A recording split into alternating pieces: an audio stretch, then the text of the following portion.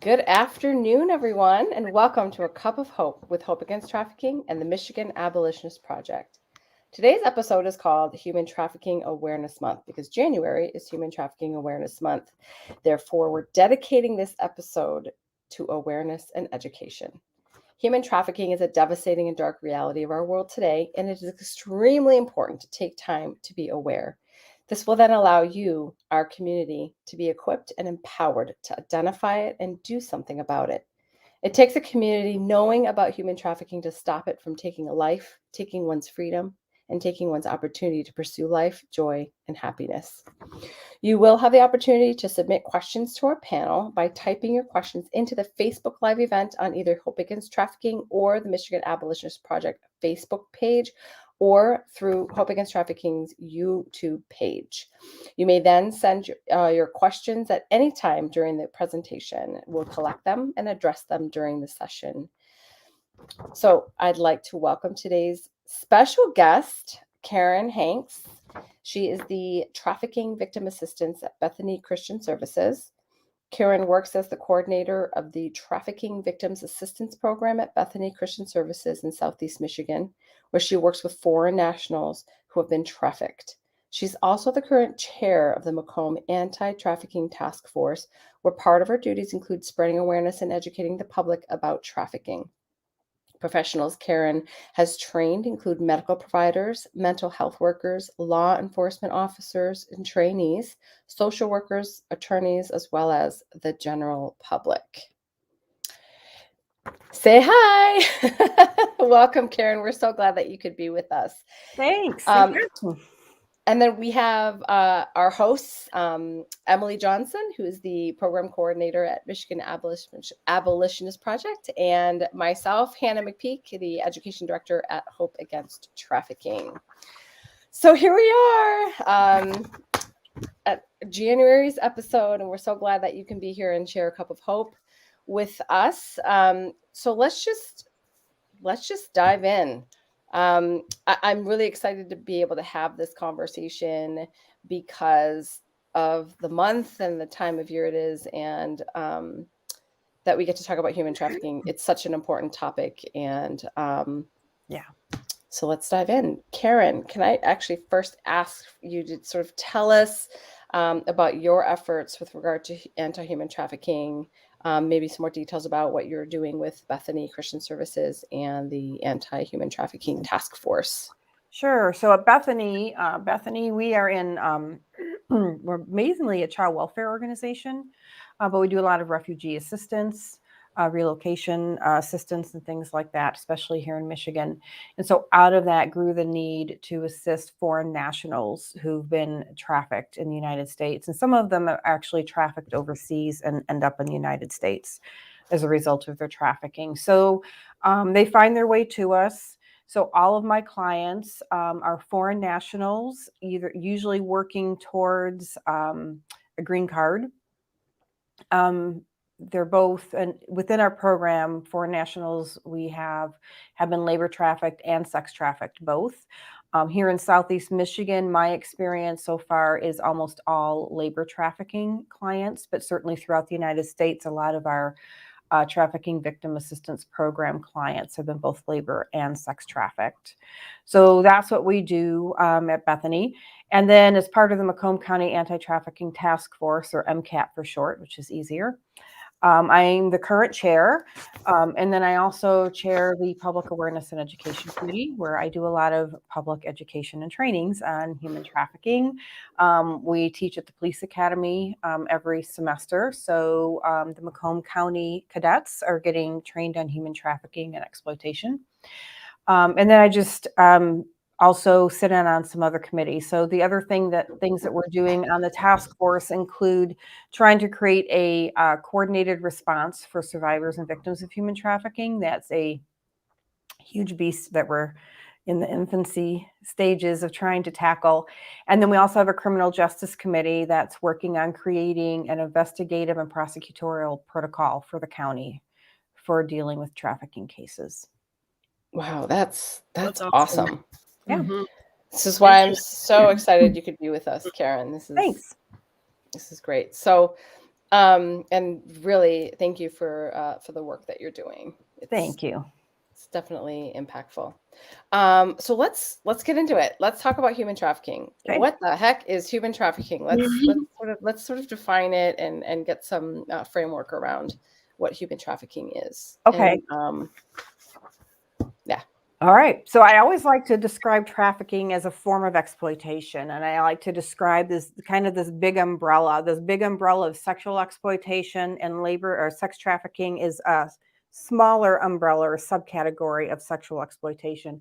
And the same with labor trafficking. You have this big umbrella of labor exploitation. And then labor trafficking is a subcategory or a smaller umbrella of or very specific type of labor exploitation. That's labor trafficking. So the defining factor really between other forms of exploitation and trafficking are three elements known as force, fraud, and coercion. So these force, fraud, and coercion elements are things that are committed by the traffickers to lure people in to trafficking and to maintain them in that situation. So force is basically you're physically forcing somebody to do what you want them to do against their will. So it can be things like physical assault, sexual assault, confining somebody, restraining somebody, um, beating them, physical assaults, and other forms of abuse. And it can also be forcing a drug addiction upon them in order to make them more compliant. Because once they have that addiction going, they're going to work to feed that addiction. And then fraud is really it's just a con game. It's a bait and switch. So you're promising one thing and delivering another thing. So it can be a false promise with regard to anything to do with a job or with a relationship. So if somebody has been tricked into a relationship or under false pretenses or tricked into a job under false pretenses, then that would be fraud. And then coercion is really the threat of harm to the individual victim or their loved ones, or the threat of an abuse of the legal system. So threatening to physically harm them, threatening their family in some way, or saying, say, in the case of a foreign national, if you don't do what I say, I'm going to call ICE and turn you into ICE, and they're going to throw you in jail for years and years. So anytime there's a threat of harm or a threat and abuse of the legal system, that is coercion. And coercion is tricky because we can see oftentimes signs of physical abuse or assault, and we can understand how that controls an individual. We can understand somebody getting tricked into it, but we don't always see the coercion. So the coercion piece looks like they're compliant or consenting to the situation. So they might be compliant in order to not get hurt or their loved ones not to be hurt, but that doesn't mean that they're consenting. So the coercion piece is a little trickier and harder for people to get their head around sometimes. Oh my gosh, that's so key. I love that you brought up also the difference between compliance and consenting. And Huge. that, yes, the coercion is because coercion is so much more internal, right? It's sort of like the Mhm. psychological jail that you've like now put this person in. And so you Absolutely. can't really see it. Yeah. And they're being compliant because of the threat, Mhm. but they may not be, yeah, consenting and agreeing. They might not be like, I'm okay with it. Yep, Like, I'm doing it because I don't have a choice. that's right. And so it's sort of easier to hide in a sense. Mhm. Wow, that was good. Thanks. So too, and then with age too, if someone is under the age of 18 Yes. and they're involved in a commercial sex act, it is automatically considered sex trafficking. Yes. Is there anything else we want to? Yeah. So sometimes I've heard people say that you don't need force, fraud, or coercion for anybody under 18 for both labor and sex trafficking.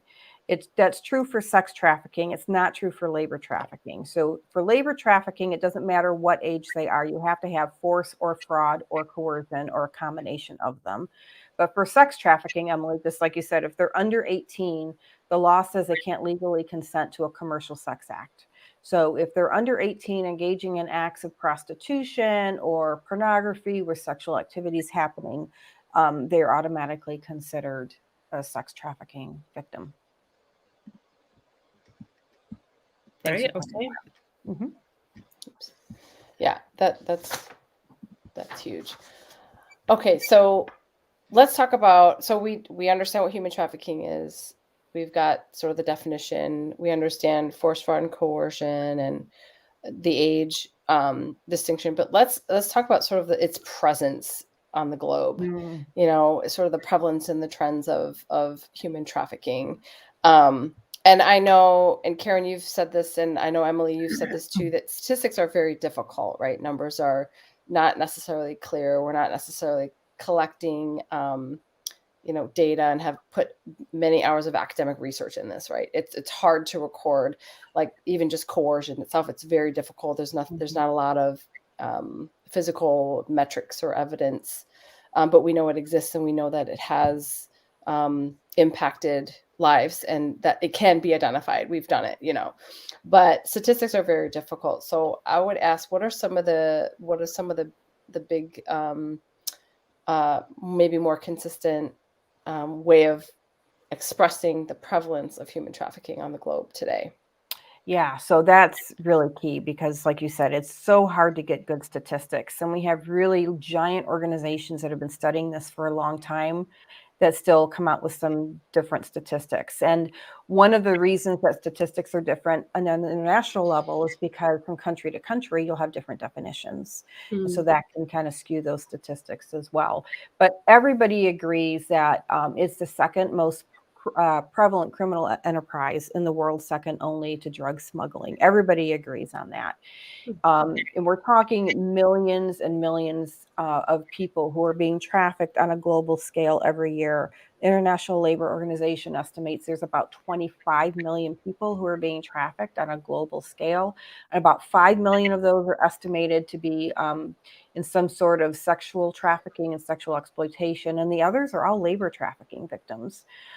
This surprises a lot of people because in the news, we hear all about sex trafficking all the time. But actually, labor trafficking is more prevalent. So when you think about it, how many people do you know who are purchasing sex versus how many people do you know that purchase goods and services like cleaning services, chocolate, coffee, commercial fish, shrimp? I mean, I could go on and on. So, but everybody agrees that there are millions of people around the world, including the United States, who are being labor and sex trafficked. And that it is a multi-billion-dollar industry. So we've had estimates from organizations from like 30 or 40 billion dollars of a profit every year globally from trafficking, all the way up to in the hundreds of billions of dollars. So it depends on how the organization is measuring those, but it's a multi-billion-dollar industry no matter how you look at it. Also, our own government estimates that about 14,500 to 17,500 people are brought into the United States every year for the purpose of trafficking. So it is happening here. Both labor and sex trafficking are happening here with foreign nationals and Americans as well. So yeah, I was going to say there's U.S. citizens too that beginning to end is happening right here within the U.S. Karen, that's some really good info. Thanks. Most of the trafficking victims who are labor trafficked in the United States are foreign nationals because we know our laws and we know what it takes, what's expected in a workplace. So most of those individuals who are labor trafficked are going to be foreign nationals, unless they're homeless youth. That's probably the number one type of American citizen that gets labor trafficked because they're desperate and they can be easily manipulated and coerced into situations. But when it comes to sex trafficking, it's both foreign nationals and Americans, and it's men, women, and children. So both of those categories, we have men that are trafficked, both in labor trafficking and sex trafficking, and a lot of people don't realize that there are men actually being trafficked in the United States. Yeah, that's so they're also good. less likely to report it, even less than. Yeah, definitely. Because there's a lot of stigma, especially if they're being sex trafficked. There's a lot of stigma with men who are being sex trafficked, especially if they're being sex trafficked in a same-sex homosexual sex trafficking. They think there's a stigma, and so they're going to be much less likely to report. Hannah, do you want me to share this? I could share my screen and show what it looks like in Michigan, what Polaris has collected on as far as reports in Michigan. Let's give that a That'd try. be great. Yes. Polaris comes out with a report every year on just the number of calls that come into the hotline based on state, and then how many cases come to that, how many victims are identified, how many traffickers are identified, if it's sex trafficking, labor trafficking. So let's see if we can pull this up. Share screen.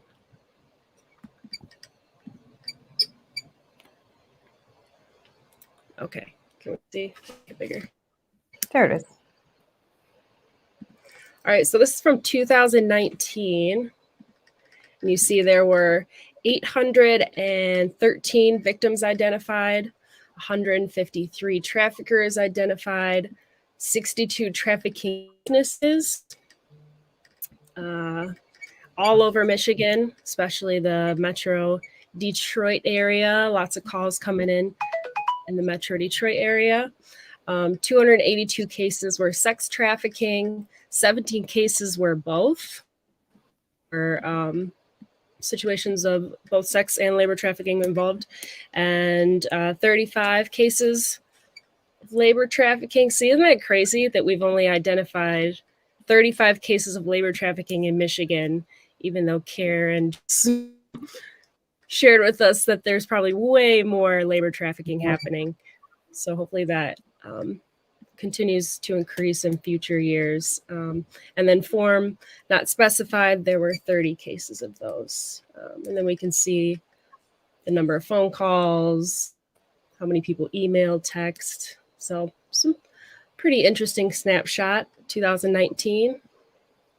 It's really good. I'm thankful for that because that's just things identified through the hotline. That doesn't include all the other activities and maybe hospitals or law enforcement that are identifying victims and survivors that they don't even go through the hotline.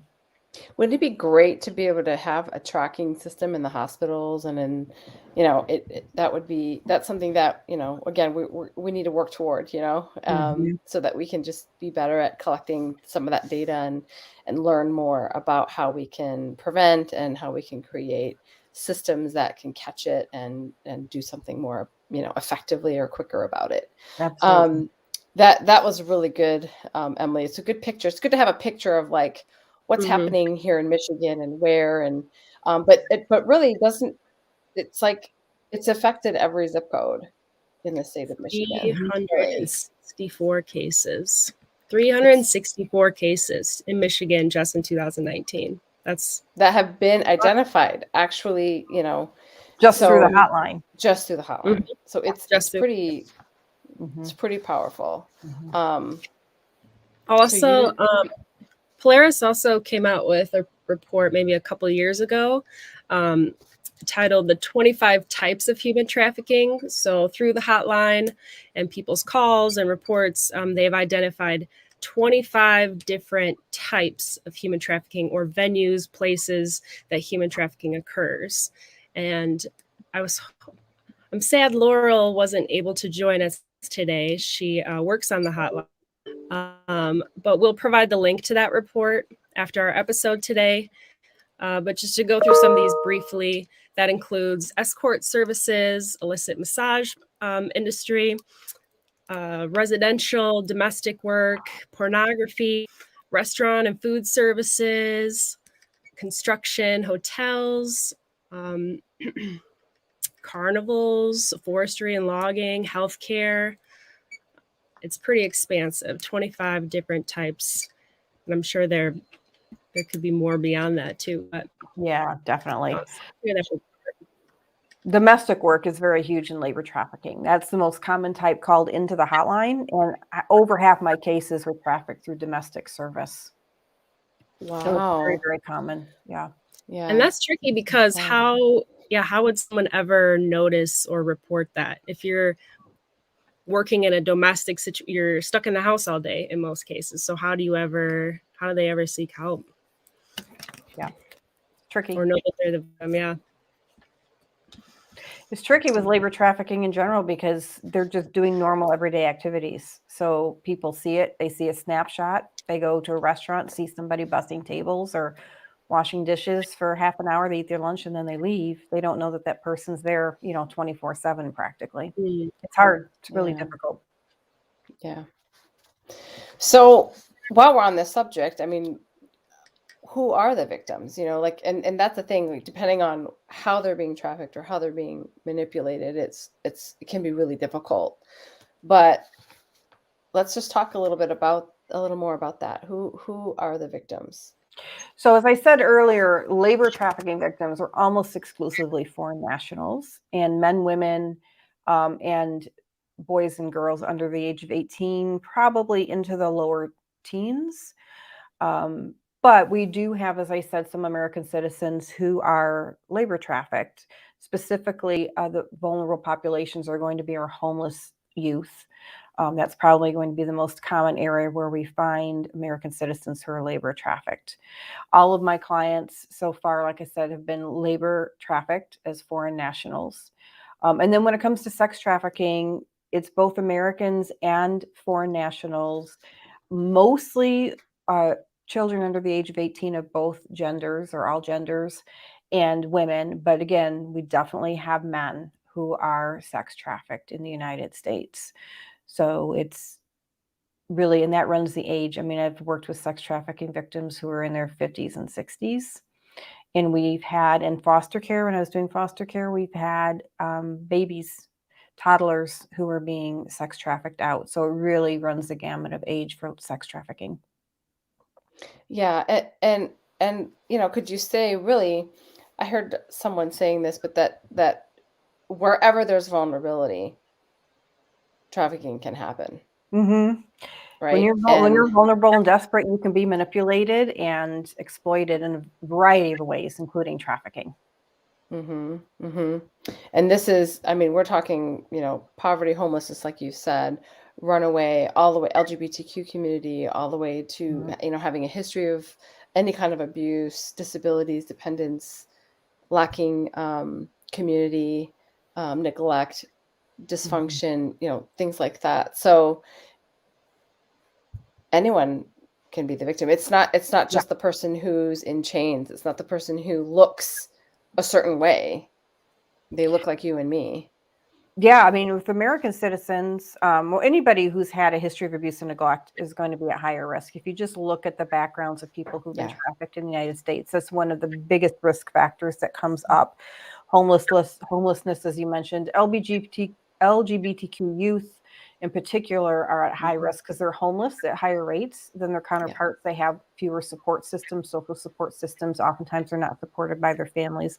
So all that puts them at an increased risk of being trafficked. But even though you may come from a more vulnerable background, I've still worked with victims who come from very stable two-parent, middle-class family income. So those things tend to increase your vulnerability, but that doesn't mean that if a youth or somebody comes from a stable background that they can't be victimized in this way. They absolutely have been and will continue to be victimized. Yep. That's a good point. I mean, they really look like you and me, It's really can be anyone. Okay, so let's look at the flip side and talk about who the traffickers are. Emily, you can jump in on this too, because you've got a lot of good information on that. Well, I'll start by saying, go ahead. No, go ahead. You go right ahead. I'll just start by saying, traffickers can be lone individuals, extensive criminal networks, often pimps. Well, they can also be considered called pimps, gangs, family members, intimate partners, labor brokers, employers of domestic servants, as Karen was saying, owners of farms or restaurants, and powerful corporate executives. And even government representatives have all been found guilty of human trafficking.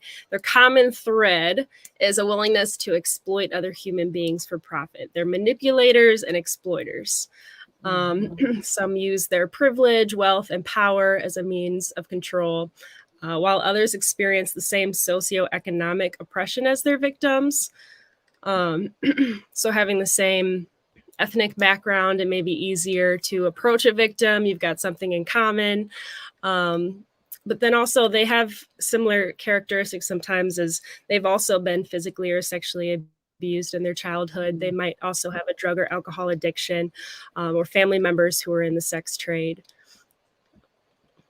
I'll leave it if you guys have more to add.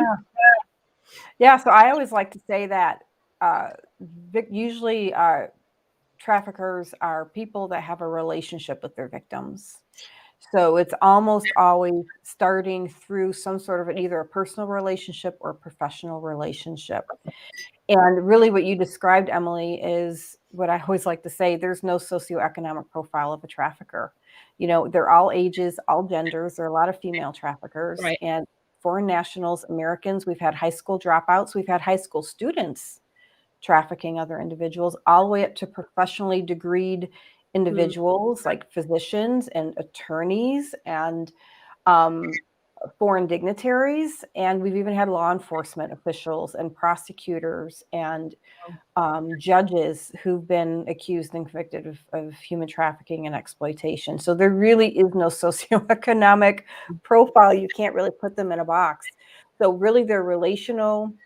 As you said, Emily, they're manipulators. They're great at identifying their victims and figuring out who's going to be vulnerable and who's not, you know, who's going to be more susceptible to their charms and their manipulations. And then, man, once they zone in on that target, it's very similar to the tactics and the grooming tactics of child abusers or domestic abusers. They use a lot of those same power and control tactics to lure people in and maintain them in that situation. So yeah, you can't really pinpoint one type of person who's a trafficker, unfortunately.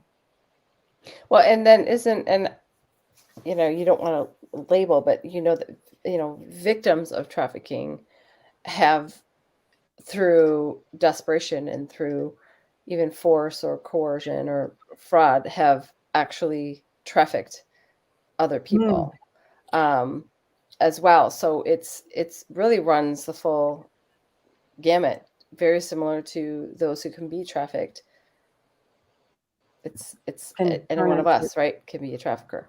Yeah, and it's especially if you start at an early age, if you're trafficked at an early age and you kind of live in that world for years, you don't know anything else. And so then you realize you don't think you have any other options. And so that's your way of survival now, is to become the perpetrator. Right. Yeah. Yeah. Yeah. So that brings me to how does all of this happen? How do the traffickers, what are some of the lures or tactics that these traffickers may use? You know, they've obviously got this superficial charm. They're very charismatic, easy to get along with, but then, you know, when they flip that switch, they are also pathological liars. They can be often verbally, physically aggressive, sometimes impulsive. But very money driven, and they are there to manipulate you. Very good manipulators. So what are some of these lures or tactics that they use to bring vulnerable people in? Well, like we said, they're great manipulators, but they're also great profilers. So once they start identifying that victim, they're going to meet a need. Usually these victims have some sort of a need. It can be a relational need. It could be a physical need. It could be an economic need. So they'll really just start using their guile to make promises to them. It could be a job, especially foreign national. They're promising a job in the United States, and they may offer, get their visa for them and their plane ticket and do what they can do to get them here. And then once they have them here, then they're trapped, and then they can start forcing them to do what they want. Or it could be a relational thing, meeting a young child or a teenager on the internet through a chat room or through Instagram or something like that. They start to communicate with that youth, and they get to know them, get to know their likes and their dislikes, their hopes and their dreams and their disappointments. And they figure out where they can weasel their way in there and lure them into that relationship and then pull them into the situation. So they meet their victims through false job advertisements, through a lot of social media apps. Gaming systems, we have a lot of boys have been exploited in various ways, not just through trafficking, that meet victimizers through gaming apps, something that a lot of parents don't look at what's happening there. But a lot of social, especially for our youth, social media really plays a big part in how these traffickers get a hold of them and start communicating with them. That's a big way.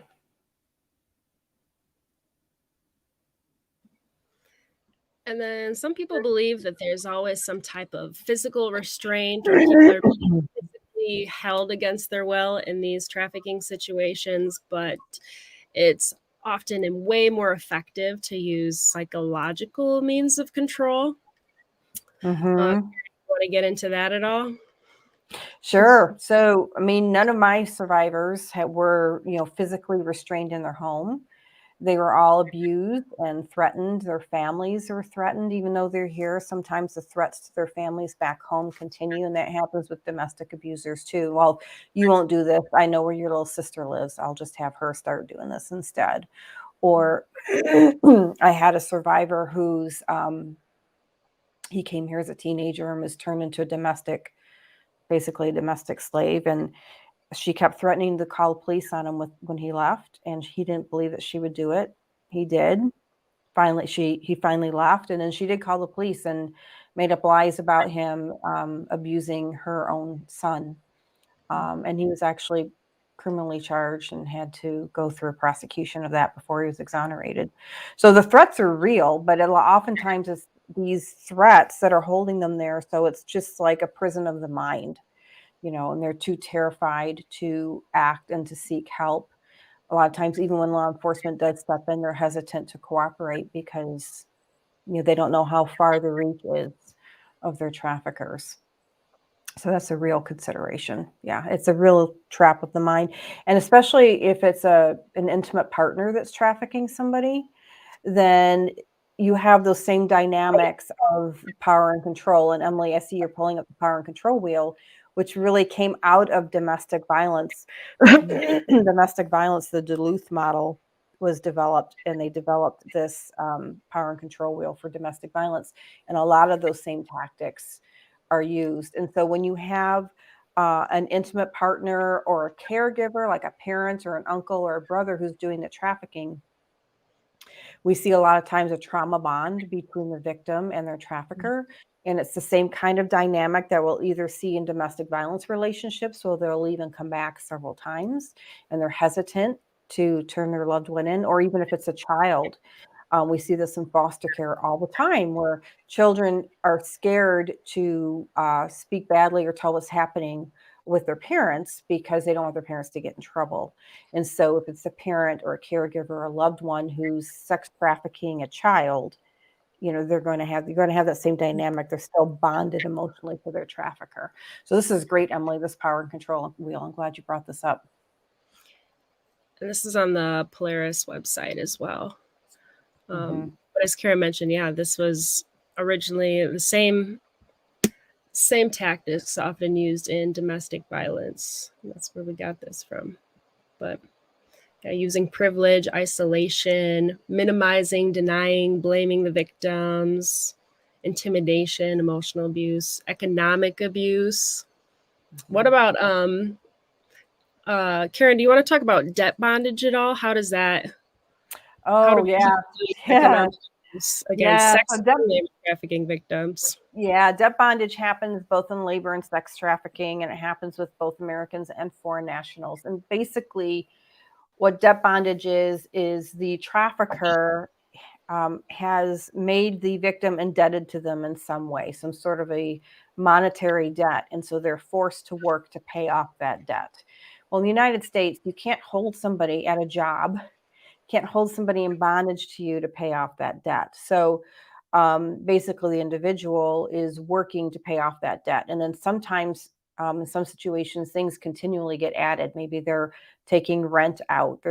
If they're maybe working at a strip club, their costumes, they have to pay back their costumes, they have to pay back their hair, their nails, their makeup, their medical care. Their security. Yeah. So that person never gets out of bondage because they can never get out of that debt. That's not legal. You can't hold somebody in employment of any sort in order to pay off a debt. You just can't do that. And it's really, really common. And that's been around for a long time. If we look back at like indentured servants. Yes. Way from the past. Yep. Yep. Well, So and that's then this, outlawed. Yep. right, in the same way, there's the whole aspect of drug bondage and holding people captive through use of substances and Yes. keeping people sort of addicted and attached to that in that way. Yeah. Yeah. And that really falls under coercion. If you're threatening to Mhm. take that addictive substance away, you're coercing that person into doing what you want. If you're creating the addiction to begin with, they weren't addicted when you met them and you created that, you force that addiction on them, then that's the force side of it. Yeah. So it can really work in both those elements. Mhm. And if you think about just the number of men and women in sex trafficking, a lot of them are just using that substance willingly at some point, or because they are just trying to numb themselves to their experiences.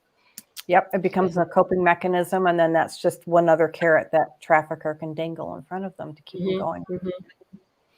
For sure. Okay, so let's get into some of these other myths and facts. There's lots of myths out there about human trafficking, so we want to go through a few of them. But we mentioned, like, not all victims are held in physical restraint. You know, it's usually a psychological use of control, rather, that's way more effective. If you're holding someone against their will, they're going to fight back. They're going to, they're going to be resistant. But if you are able to lure someone in and control them using psychological means, it's way more effective. So then also, there's some other myths out there. So some would think that victims would be desperate to escape their trafficker and ask for help when they need it. The problem with this is that not everybody realizes they're the victim of human trafficking, and also for a number of reasons. But then also they may not be able to report the crime just due to being highly monitored, or not having their own cell phone, or their cell phone is monitored, or whatever. Lots of different ways that could happen. Would you have anything else to add to that, ladies? If reasons why victims don't always self-identify and then do not make that report to authorities, 911, the hotline? Yeah, I think you covered a lot of it too. Also, that trauma bonding that I mentioned. If it's a person that they love that's doing that to them, they don't want to get them in trouble. So they don't understand that they're the victim. They might understand they're a victim. I worked with one girl who was being victimized by her boyfriend. He was also physically abusive. So she knew she was a victim of domestic violence, though. She didn't understand that she was a victim of trafficking. So it's kind of a combo, but she did know she was a victim, but she was still hesitant to get out because she loved him at the same time. So it's that weird trauma bond, but also they don't know who to trust. So we have a lot of victims, like we've mentioned, we've had law enforcement that have been caught up in these activities, judges, prosecutors.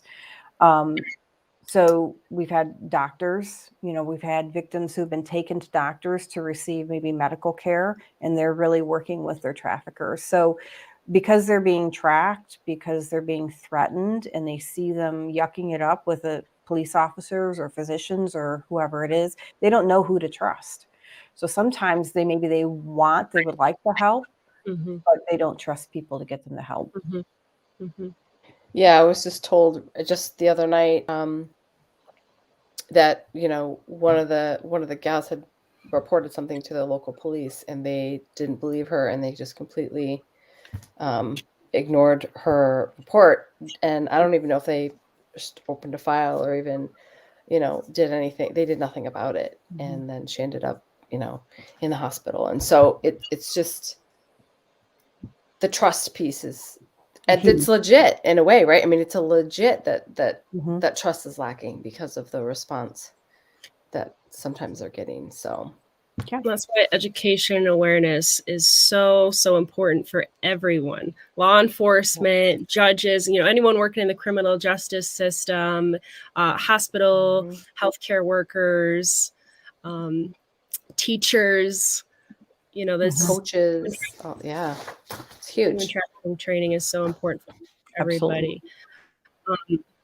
And just to add too, like, a lot of people have this impression that human trafficking happens like the movie Taken, and there are a lot of victims out there who have that same belief. Well, Yep. I wasn't kidnapped and taken to another country, and I'm not being sold on a boat to rich people. And they don't think that their situation is human trafficking because it doesn't look what so many people think human trafficking should look like. Yep. Absolutely. I think when it comes to education, we're with human trafficking where we were 30 or 40 years ago with domestic violence. Yes. People just didn't understand the Yes. dynamics of it, and Mhm. police officers didn't understand the dynamics of it, the criminal justice system in general, and the general public. So I kind of see parallels to how awareness really needs to increase for people to understand what the dynamics are and how to take it seriously. Absolutely. Mhm. So let's move into, we understand what it is. We've talked about who the victim is, who the trafficker. I've talked about how it happens. Let's talk about, can we move into sort of like, what are the red flags? How do we identify this? Mhm. What do we do when we maybe see someone potentially being exploited or manipulated in a way that's unhealthy and that you're concerned now? Maybe you don't know exactly if it's human trafficking, but how do you identify and what do you do? Yeah, well, this is tricky because how you identify it and your ability to identify it is going to really vary greatly on what your role is in society. A physician or a nurse or some sort of medical practitioner is going to be able to see a lot more things, have a lot more in-depth conversations with people than somebody who's maybe just walking into a restaurant off the street.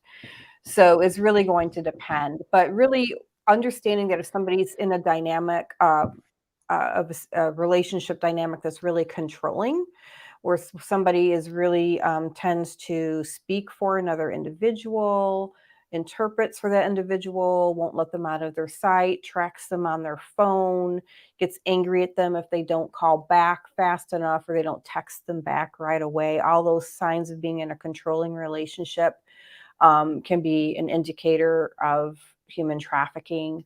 Um, we've already talked about the fact that if somebody is engaged in commercial sexual activity, which that means is a sexual act that's performed in exchange for anything of value. It doesn't have to be money. It can be drugs, gasoline, jewelry. So if it's somebody underage is engaging in sexual activity for commercial purposes, they're automatically a victim of human trafficking. So that's pretty easy. But watching to see if somebody maybe has control of their documents. Do they have their own driver's license, their own passport, their own visa, their own health insurance card? If you have an able-bodied adult, they should be in control of their own paperwork, right? That's just the way our society Yeah. functions. So, and really, do they work in a place where they seem like they have a restriction of freedom or they're working extraordinary hours, several hours a day, 12, 14, sometimes 16 hours a day? Are they there every day of the week? So those are some of the general things that you can kind of look at. They can also be indicators of other types of situations that are happening, Yes. domestic violence and abusive situation. And it's really not up to the general public to necessarily parse that out before you call. I always say, if you see something, say something. Police Yes. are not going to get angry at you for reporting something that looks suspicious. If you see something, say something, and they can sort out the legalities of whether or not it's trafficking or some sort of other abusive type situation.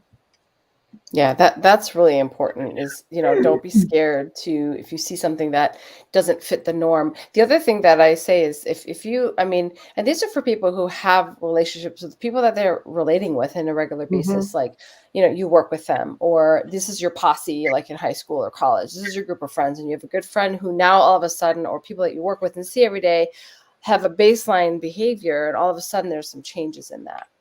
And it may be dramatic, it may not be, but then it's okay to notice that and then say, are you okay? Mhm. Is anything happening that you might want to talk about?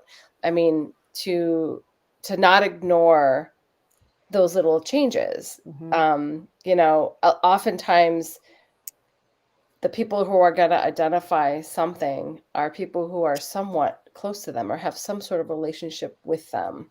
There's an engagement going on, you know, previous, and they're now noticing some changes. And it's okay to, yeah, like Karen said, you don't parse that out necessarily, but it's, hey, let's do something about this. I'm not going to just let whatever happen, you know, or something I notice that's different and just let it go or ignore it. That's great. So some of those behavioral changes you might see, especially in a youth, people really want to know youth, like, are they separating from their family and friends? Maybe they're close to their family before and they're disengaging, or they've dropped their friends and maybe even dropping their activities. Are they having truancy issues in school? Are they going out late or going out of the house, not reporting where they're going?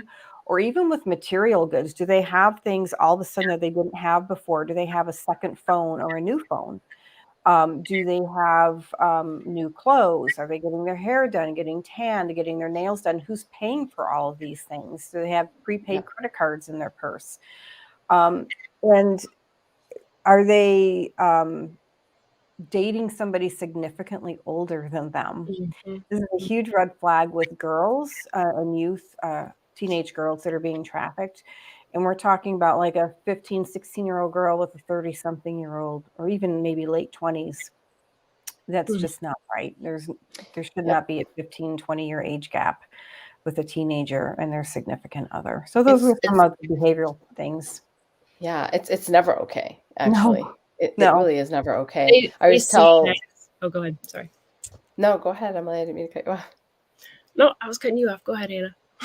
No, so what I always tell the youth, what I always tell, and parents too, is it's I'm going to tell you right now, it's never okay. You might feel comfortable. This person might be really nice. It's never okay for someone much older than you, as for your teenager, to be complimenting you, to be talking to you like in that way, or asking you out, asking you for your number. It's never okay. So if you're questioning, just turn the other way. Like let me be the one to tell you that it's never okay. If you observe it, it's not okay. It can often be seen to them as like, oh, this older guy is interested in me. Right. I'm mature, and they just eat it up. So with an opportunity, this person has means, and you know, it's flattering. It is. So Karen, real quick, can I hold on? Did you have some like good examples of screening questions that you ask folks, or like how to determine if someone may be the victim? You know, you see some of these red flags. What would be like a couple of good questions that you could ask somebody? Sex and or trafficking. Yeah. So like if you're concerned about maybe a relationship, like an intimate relationship that doesn't seem right, or even a controlling relationship with a parent or uncle, I would ask a lot of questions about their communications with them. Like, what happens? Do they call you incessantly or text you all the time? What happens if you don't call them back or take their call or text them back within a certain amount of time? If they're like antsy to get home, or I have to be home, or I have to be back at my boyfriend's place or my uncle's place by this time. Well, why? What's going to happen if you don't get back? Like, are they timed? They're going to the grocery store and they have to be timed to get back. So I ask a lot of questions just around the dynamics of those relationships. And just kind of trying to figure out how that relationship is functioning. And then I ask questions about like their jobs, what kind of jobs they're doing, and are they doing the job they thought they were going to do when they came here, if they're a foreign national, and do they have access to their money? Do they have a bank account? Who holds your money? Just asking. For me, I can ask a little bit more invasive questions than like, Joe Blow off the street might, because I'm dealing with that. In an intimate partner situation, I used to work in an emergency room, do a lot of domestic violence screenings. And so one question I would always ask is if they're being forced to have sex with their partner against their will, ever. And then I would ask if their partners ever asked them to sleep with somebody else. And if so, what was in it for them? What caused them to ask them to do that? And if they said, well, we needed money for the hotel or we need money for rent. Oh, okay. So you were getting paid. You got paid for that. Yeah. Or we needed drugs. Or you got drugs for that. Yeah. Well, now you have a commercial sex act. And then, well, what would happen if you said no? If you told your partner you didn't want to do that? Oh, he beat the crap out of me. Mm. Well, now you have coercion. You have the threat of force. So now this domestic violence situation has turned into a trafficking situation. Mm-hmm. So really just understanding the dynamics and asking questions around that without, I try not to be super direct. I try and do it more in a conversational way and trying to kind of figure out what the dynamics are. Because you're trying to build a rapport and trust with them at the same time. They've got hard time trusting people and letting people in. So, yep. Good. Thank you for getting into that, Karen. That's really helpful. Welcome. All right. Well, we got about 8 minutes. We should touch on the hotline real quick and then give folks some ways to get involved for January Human Trafficking Awareness Month. Yep. So the National Human Trafficking Hotline, if listeners, if you do not have this phone number in your phone already, we encourage you to type it in now. But they also have a text line and a live chat on their website. Karen, Hannah, do either of you just want to mention real quick what happens when you call or the process that you go through when you call the hotline? Yeah. So when you call the hotline, you'll get different prompts. So if it's more of an emergent situation, or if you have a victim or a survivor with you who needs help right away, there should be a prompt for you to push to get somebody on the phone a little bit faster. If you're just calling for general information, you may have to wait a while. It depends on how busy it is, how many people they have working. So you can use this line in various different ways. So you can literally call and just say, hey, I'm looking for resources in my area. You can also do that by going to their website and looking up resources that way. You can call, I know somebody who's a physician who happened to call, they ran into a situation, they were unsure if it was a trafficking survivor or was a patient they were dealing with. And so they asked that physician a lot of questions and helped them work out whether or not it was a trafficking case and what they could do to help that person. You can call in a tip. So you can say, hey, I think that there might be trafficking happening at this business. And you can call in a tip as an anonymous person, or you can give full disclosure. Hey, my name is Karen Hanks. I work at Bethany Christian Services. I'm a social worker, and I'm reporting this trafficking incident at this place. So you can get as specific as you want. And then what the hotline is supposed to do with tips is they are coordinated in each state with certain law enforcement officials. And they will take that tip, and if it's actionable, you have to give them enough information for it to actually be actionable. Then they will contact the appropriate level of law enforcement is the way it's supposed to work in those states. The other thing you can do if you have a survivor is you can say, hey, I have a survivor here on the phone and she wants to talk, or he wants to talk to a counselor. And then that person, put that person right on the phone, and that person can talk to a counselor in their own language. They have interpreters on the phone, and that victim or survivor can remain anonymous if they want. So you can use it really in a variety of different ways. So it can be a good support line. In terms of getting immediate help, I've heard mixed results, mainly from people in hospitals. Like I said, I used to work in the hospital. We've had cases where law enforcement has shown up within an hour when they have somebody in the emergency room. We've had other cases where physicians have called and said, it was really difficult to get through and it had difficulty getting help. But it's a good first place to start. So the other thing I tell people in Michigan, anyway, if you're having trouble getting help, immediate help through the hotline, you can always call the Michigan State Police as well. That's another option. Michigan State Police has a unit that's trained on this, and they have jurisdiction over the whole state, and they're going to coordinate if it needs to be federal law enforcement gets involved or more local. They'll tend to coordinate those efforts for you. So the hotline's great. Michigan State Police is another second backup resource for you for help. Awesome. Yeah, they have that that referral directory on their website. If you're just looking for services in your area, you can type in your zip code or your city, and it'll populate a list of all the anti-trafficking organizations or related organizations that offer services for survivors, etc. And for all of you service providers out there, if you're not on that list, you should try to make that happen. Polaris has a form that organizations can fill out. It is a little bit extensive. They ask a handful of questions, but they need to do their due diligence in knowing who you are so that you'll be added to their directory.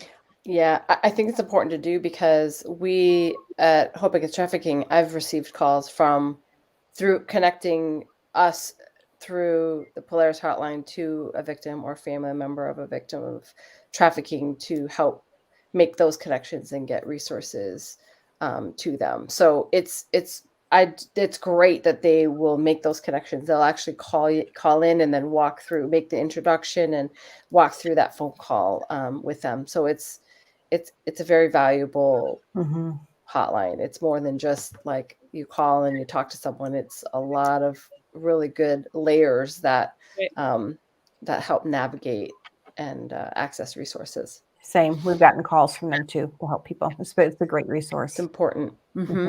Yeah. So let's talk about ways that people can get involved. What are things that people can do right now to engage in making that difference or doing something about it? Well, first thing is to get educated, which you're doing watching this. But I would really seek out some good training for your area. It could be state specifics. State laws might be a little bit different than the next state. So that can be important for your region and area. So getting educated is the first thing. And then I think you can look for a human trafficking organization near you by looking at Polaris, or you can contact Pat or us at Bethany and really look for ways that you can help. So each individual organization is going to have its own needs and things that they need people to do. Oftentimes we need volunteers. I'll tell you right now, everybody needs money. Every organization locally needs money to help with these efforts. And so that's, I think, an important thing to do. If you really want to get involved, find an organization, interview organizations, find one maybe whose mission you connect with, or the way they help people connects with you, and find out what they need and just step in. And there are various organizations in Michigan, like Hannah's organization is a residential facility. My organization is a community-based assistance. So we have different needs and different focuses. Hannah, is there anything you want to add specifically for Hope Against Trafficking? Oh, you're on mute. Sorry. Thank you. I definitely want to encourage people to open their mouths and share, like Karen said, get educated, but also talk about it, especially this month. Like whenever you can share and talk about the issue with those around you, with your community, you're educating now and you're kind of causing that ripple effect. So that would be powerful. The other thing I challenge you to do this month is there's a movement called the End It movement, where you put an X on your hand. And it's a great way, a red X, and it's a great way to have a conversation piece. We're challenging people to do that this month. I'm going to be doing that pretty soon. I'm going to be putting an X on it. Keep an eye out on our Facebook, and we're going to be posting stuff about that. Cool. So, and then Michigan Abolitionist Project. Well, and in the Blue campaign, the Department of Homeland Security, they also have Wear Blue Day. So January 11th is officially Human Trafficking Awareness Day. And so the Blue campaign encourages people to wear blue, take a picture, post on social media. You can spread awareness that way as well. But as you ladies were mentioning, just being trained and educated and sharing that information with others, Michigan Abolitionist Project, we have a 10-week email training series.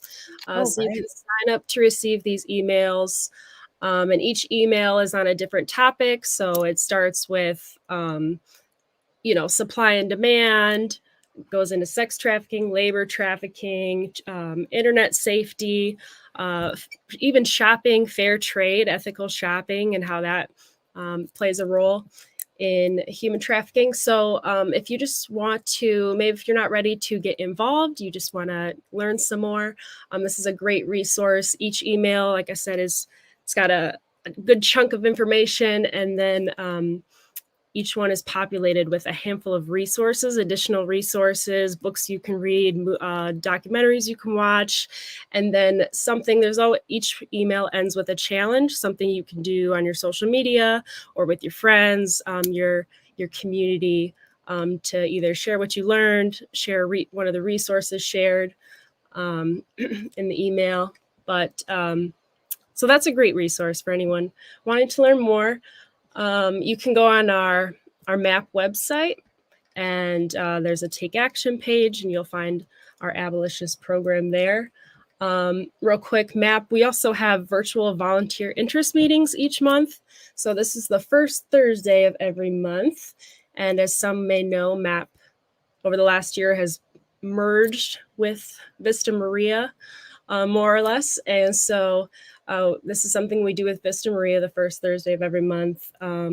It's free, no pressure. We just talk about, what MAP does, what Vista Maria does, and then the specific ways that people can get involved. It's from 7 to 8 p.m. If you want to register for one of those meetings, you can visit our website here and go to our event calendar and find the meeting that you would like to attend.